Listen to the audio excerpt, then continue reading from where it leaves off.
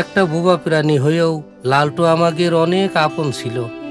টাকা পয়সার যতই টানাটানি থাক, লালটুকে কিন্তু খাওয়ার কোনো কষ্ট দিইনি।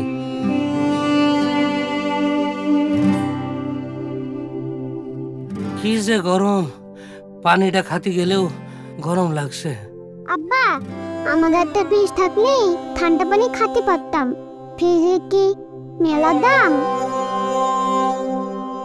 মানুষের ফ্রিজে কিছু রাখতে গেলে খুব লজ্জা করে। দেখি, সামনে তো কুরবানির ঈদ, লালটুরে বেচে একটা ফ্রিজ কিনা যায় কিনা। লালটুকে বেচে দিবার? যেদিন লালটুকে বাজারে বেচতে নিয়ে গেলাম, গোয়াল ঘরটা খালি হয়ে গেল। সবার মন খারাপ।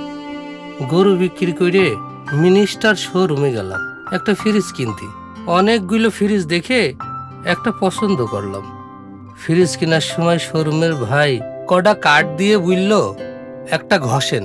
কার্ড ঘষে ভাইরে দিলাম। উনি বলল আমি নাকি গরু পেয়েছি। আমি তো শূন্য অবাক। বলল কি, হ্যালো বউ, আমাদের লালটুরের বেচা মিনিস্টার ফ্রিজ কিনেছি। কিনে আমরা তো একটা লালটু পাইছি।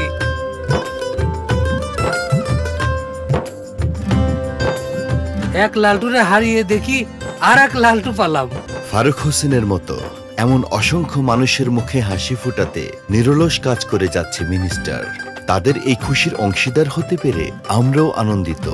এই খুশির আয়োজন অটুট রাখতে মিনিস্টার এইবারও দিচ্ছে ফ্রিজ কিনুন হাম্বা জিতুন অফার। সাথে থাকছে একটির সাথে একটি ফ্রি, আকর্ষণীয় উপহার, ক্যাশ ভাউচার সহ নিশ্চিত ডিসকাউন্ট। বিস্তারিত জানতে নিকটস্থ মিনিস্টার শোরুমে যোগাযোগ করুন।